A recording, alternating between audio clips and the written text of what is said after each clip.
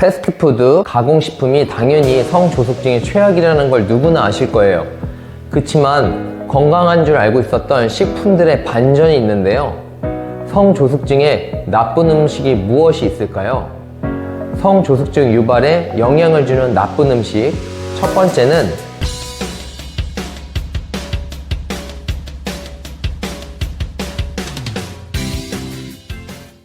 안녕하세요. 운동전도사 큰쪽이입니다. 오늘은 자녀를 가진 분들에게 도움을 드리고자 이 영상을 준비했는데요. 오늘의 주제는 성조숙증입니다. 그럼 여기서 성조숙증은 무엇이며 초기에 발생하는 것은 어떻게 확인할 수 있을까요? 일반적으로 정상적인 성장과 발달보다 일찍 시작되는 성장 속도 증가와 성적 성숙에 조기 발생하는 것이 특징인 질환이라고 합니다. 성조숙증은 주로 여성에게 발생하지만 남성에게도 발생할 수 있으며 초기에는 다음과 같은 증상을 보인다고 하는데요. 잠시 멈춰서 증상 체크리스트에 담긴 내용을 확인해 보세요. 큰 특징만 간추려서 말하면 여아의 경우 8세 이전에 가슴의 발달이 시작되며 9세 이전에 생리가 시작됩니다. 남아의 경우 9세 이전에 고환 및 생식기의 발달로 10살 이전에 발기가 시작된다고 합니다. 둘의 공통사항은 하단부에 노란색으로 표시된 부분을 확인하시면 되겠습니다. 이런 성조숙증을 유발하는 외부적인 요소에는 잘못된 식습관과 운동습관, 비만, 수면 부족, 환경호르몬, 스트레스뿐만 아니라 놀랍게도 스마트폰 노출에 의한 영향도 있다고 합니다. 스마트폰이나 드라마를 통해 연애, 로맨스 장면 등이 아이들의 성호르몬을 촉진시켜 성조숙증을 더 과속화시킨다는 거 아셨나요? 시청자의 연령 제한이 괜히 있는 게 아니더라고요. 더불어 아이가 먹고 생활하는 환경과 식습관은 성조숙증과 매우 밀접한 관계를 맺고 있어 부모의 적극적인 관심과 관리가 필요합니다. 패스트푸드, 가공식품이 당연히 성조숙증의 최악이라는 걸 누구나 아실 거예요. 그치만 건강한 줄 알고 있었던 식품들의 반전이 있는데요. 성조숙증에 나쁜 음식이 무엇이 있을까요? 성조숙증 유발에 영향을 주는 나쁜 음식, 첫 번째는 견과와 콩류입니다. 식물성 에스트로겐이 많이 함유된 식품과 콜레스테롤 함량이 높은 음식은 지방 조직에 의해 생성되는 렙틴 호르몬이 활성화되면서 성호르몬 분비를 자극해 결국 성조숙증이 유발될 위험도가 상당히 높아지게 되는데요. 이런 콩류는 상당히 높은 식물성 지방과 단백질을 갖고 있기 때문에 건강에도 이롭지만 성조숙증 아이들에게는 큰 영향을 끼칠 수 있습니다. 단, 콩류 유제품은 성장기에 필요한 영양분이므로 아이의 증상과 체질에 맞게 양을 조절하는 것을 추천해드립니다. 그렇다면 콩류와 유제품의 적정량은 얼마나 될까요? 보통 아이들마다 키와 체중에 따라 다르지만 한 줌 경과라는 말이 있듯이 하루 아이의 주먹 정도의 크기의 콩류를, 유제품은 한 잔에서 두 잔, 혹은 치즈는 한 장에서 두 장 정도로 제한하는 것을 추천해드립니다. 두 번째로는 알류입니다. 알류에는 달걀과 메추리알 같은 식품이 있는데요.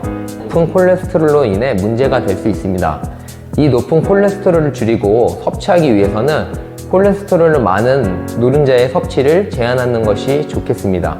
또한 여기서 팁을 하나 드릴 게 있는데요. 달걀을 보시면 번호가 있다는 거 알고 계신가요? 달걀류의 번호를 확인해 보세요.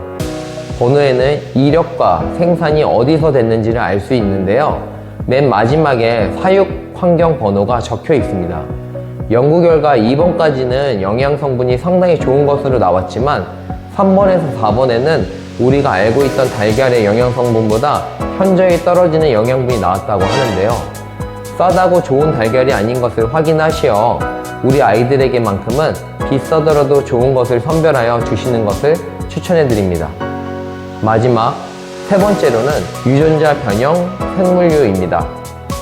유전자 변형 생물은 말 그대로 유전자를 변형시켜 기존의 생물체에 존재하지 않던 새로운 성질을 갖도록 한 생물체를 뜻하는데요.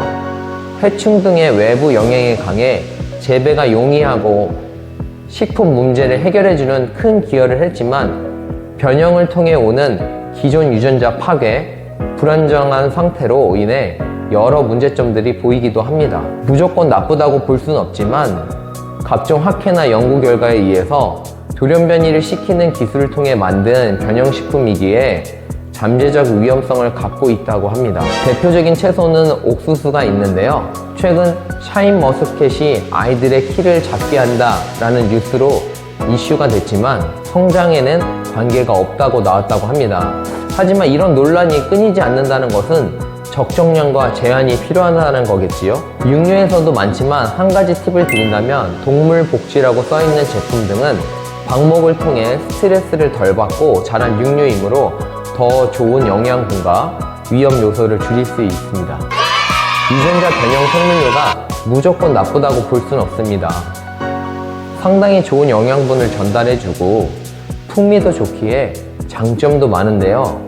다만 성조숙증이 의심되는 아이들에게는 조심할 필요가 있다는 거니까 참고 부탁드립니다.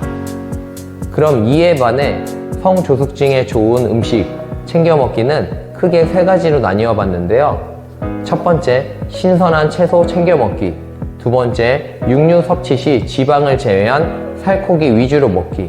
세 번째, 가공식품이 아닌 건강한 간식 챙기기입니다. 성조숙증은 성장기 아이들에게 상당히 중요한 문제이므로 가능한 빨리 예방하고 치료하는 것이 중요하다고 합니다. 방치하다간 친구보다 빨리 나타난 신체 변화에 자신감을 잃고 심한 스트레스를 받기도 하고요. 성장에 부정적인 영향을 끼쳐 조기 폐경, 생리불순과 같은 문제가 생기기도 한다니 주 3회 이상 전신을 사용할 수 있는 유산소성 운동, 또한 림프순환을 돕는 스트레칭성 요가, 필라테스 등이 스트레스를 감소시키고 성조숙증의 촉진을 막을 수 있다고 합니다. 제일 중요한 것이 건강한 식습관 만들어주기, 정기적 검사를 받는 것이 중요하다고 하는데요. 이런 사전 예방을 해주는 것이 우리 아이들의 건강을 위해 반드시 필요합니다. 자, 오늘은 성조숙증에 대해 얘기해 보았는데요. 나쁜 음식 3가지 기억하셨나요? 어느 날 마주친 재앙은 내가 소홀히 한 날에 대한 보복이다 라는 나폴레옹의 명언이 있는데요. 괜찮겠지, 무심코 지나쳤다가 방치했던 것들이 결국 큰 문제가 될 수 있음을 알고 조기에 발견하고 적절한 예방을 통해 모두 건강해지셨으면 좋겠습니다. 이 영상이 도움이 되셨다면 구독과 좋아요, 알림 설정까지 부탁드립니다.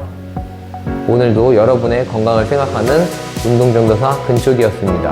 감사합니다.